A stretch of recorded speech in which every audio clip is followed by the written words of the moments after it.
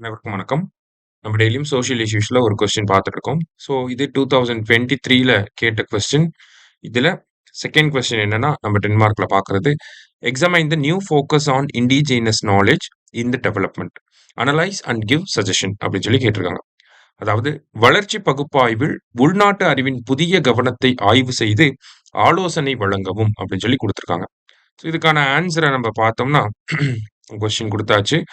New focus on examine the new focus on indigenous knowledge in the development அப்படின்னு சொல்லி கேட்டிருக்காங்க. ஓகேவா?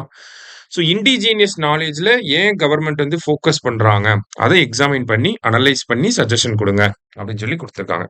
ஓகேவா? ஸோ ஃபர்ஸ்ட் நம்ம என்ன எழுதலாம் அப்படின்னா, எப்பயும் போல தலைப்பு இண்டிஜினியஸ் நாலேஜ் அப்படின்னு சொல்லி கொடுக்குறோம். இண்டிஜினியஸ் நாலேஜ்னா என்னன்னு சொல்றோம். அது வந்து ட்ரெடிஷ்னல் நாலேஜ். அதே மாதிரி இன்ஹரண்ட் நாலேஜ், அதாவது ஜெனரேஷன் ஆஃப்டர் ஜெனரேஷனா நமக்குள்ளேயே இருக்கக்கூடிய ஒரு செட் ஆஃப் நாலேஜ் தான் நம்ம இண்டிஜினியஸ் நாலேஜ் அப்படின்னு சொல்லி சொல்றோம். அதுக்கு ஒரு பாக்ஸ் கண்டென்ட் ஆன் த ஸ்பாட்ல எழுதுறப்ப இந்த மாதிரி தான் ஏதாவது தோணும். ஆயுஷ் அப்படிங்கிறது ஒரு இண்டிஜினியஸ் நாலேஜ்க்கான பெர்ஃபெக்ட் எக்ஸாம்பிளா இருக்கு அப்படின்னு சொல்லி. இப்ப இந்த கொஸ்டினை எப்படி அட்ரஸ் பண்ணலாம் அப்படின்னா, examine the new focus on indigenous knowledge அப்படின்னு சொல்லி கொடுத்துட்டாங்க. இப்ப இந்த இடத்துல நீட் எழுதணுங்கிற அவசியம் கிடையாது. ஓகேவா? நீடுங்கிறத நம்ம இவ்வளவும் கொடுக்கணுங்கிற அவசியம் கிடையாது. ஒரு 3 பாயிண்ட்ல சொல்லிடலாம். நீட சொல்லிட்டு இதை தாண்டி என்ன பண்ணலாம் அப்படின்னா, என்ன இனிஷியேட்டிவ்ஸ் எடுத்திருக்காங்க அப்படிங்கறத கொடுக்கணும். சரியா? இப்ப இந்த ஆன்சர்ல பாத்தீங்கன்னா நீடு சொல்லிட்டு டைரக்டா அனாலிசிஸ்க்கு போயிட்டாங்க. இப்ப இந்த இடத்துல இனிஷியேட்டிவ்ஸ் அப்படிங்கிறது மிஸ் ஆகுது. அதுக்குன்னு ஒரு செட் ஆஃப் மார்க், ஒரு 2 மார்க்கோ 3 மார்க்கோ கொடுக்கலாம். அப்ப அந்த மார்க் நமக்கு மிஸ் ஆயிரும். அதனால நீட் அப்படிங்கறத சொல்லலாம். இந்தியாவோட கல்ச்சர் ப்ரிசர்வ் பண்ணணும், நம்மளோட ட்ரெடிஷனல் நாலேஜை ப்ரொமோட் பண்ணணும், இண்டிஜினியஸ் நாலேஜை அடாப்ட் பண்றத வந்து, அதாவது நம்ம பயன்படுத்துறத அதிகப்படுத்தணும். அந்த மாதிரிலாம் நம்ம சொல்லலாம். சொன்னதுக்கு அப்புறமா என்ன இனிஷியேட்டிவ்ஸ் இருக்கு, ஆயுஷ் அப்படிங்கிறது இருக்கு, விஸ்வகர்மா அப்படிங்கிறது இருக்கு, நமக்கு வந்து கிரியேட் இன் இந்தியா அப்படின்னு சொல்லி கொண்டு வந்தாங்க. இது எல்லாமே நம்மளோட ஓன் நாலேஜை வந்து பில்டப் பண்றதுக்காக தான் வந்து இந்த இனிஷியேட்டிவ்ஸ் எல்லாமே இருக்கு. அப்ப அந்த மாதிரியான இனிஷியேட்டிவ்ஸ் ஒரு 3, 4 இனிஷியேட்டிவ்ஸ் டேட்டா ஓரியன்டா நம்ம கொடுத்துருக்கணும். ஓகேவா? கொடுத்ததுக்கு அப்புறமா தான் அனாலிசிஸ்க்கு வந்து போகணும். அனாலிசிஸ் அப்படிங்கிறப்ப பாசிட்டிவ் அண்ட் நெகட்டிவ் நம்ம சொல்லணும். ஓகேவா? இப்ப சிக்னிஃபிகன்ஸ்னு பாத்தீங்கன்னா, ப்ரோமோட் ஹோம் மேட் சொல்யூஷன்ஸ், அதாவது இந்தியாவிலேயே இங்க இருக்கக்கூடிய பிரச்சனைகளுக்கு இங்க இருக்கக்கூடிய நாலேஜ் வச்சு இங்க இருக்கக்கூடிய சொல்யூஷன்ஸே நம்ம ப்ரோமோட் பண்றது. எக்ஸாம்பிளுக்கு ஆயுஷ். ஓகேவா? அதே மாதிரி நம்மளோட இண்டிஜினியஸ் கிராஃப்ட் ஆர்ட் எல்லாம் வந்து சப்போர்ட் பண்ணலாம்.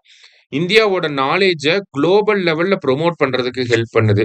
அதே மாதிரி இந்தியாவில் இருக்கக்கூடிய ஹேண்டிகிராஃப்ட்ஸ், ஆயுஷ் பிராக்டிஷனர்ஸ்க்குலாம் வந்து ஒரு சப்போர்ட் அப்படிங்கிறது தேவைப்படுது. அதனாலதான் கவர்மெண்ட் என்ன பண்றாங்க, ஃபோக்கஸ் பண்றாங்க இண்டிஜினியஸ் நாலேஜ்ல. அதான் கொஸ்டின். எதுக்காக ஃபோக்கஸ் பண்றாங்க? எக்ஸாம் இந்த நியூ ஃபோக்கஸ் எதுக்காகனா இதுக்காக தான் பண்றாங்க அப்படின்னு சொல்லி சொல்றோம்.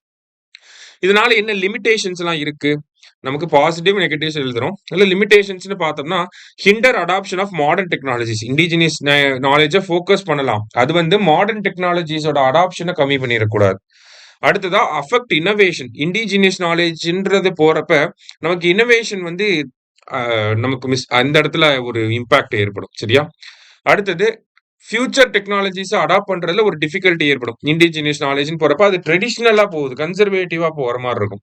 ஃபியூச்சர் டெக்னாலஜிஸ் நிறைய வந்துட்டே இருக்கு. அதை அடாப்ட் பண்ண நம்ம இண்டிஜினியஸ் நாலேஜ் மட்டுமே ஃபோக்கஸ் பண்ணா இங்கே வந்து மிஸ் பண்ணிரும். ஓகேவா? அததான் சொல்றாங்க. அப்ப என்ன சஜஷன்ஸ் இருக்கு? Budget allocation. அந்த இண்டிஜினியஸ் நாலேஜை வந்து ப்ரொமோட் பண்றதுக்கு பட்ஜெட் அலோகேஷனை கொடுக்கலாம்.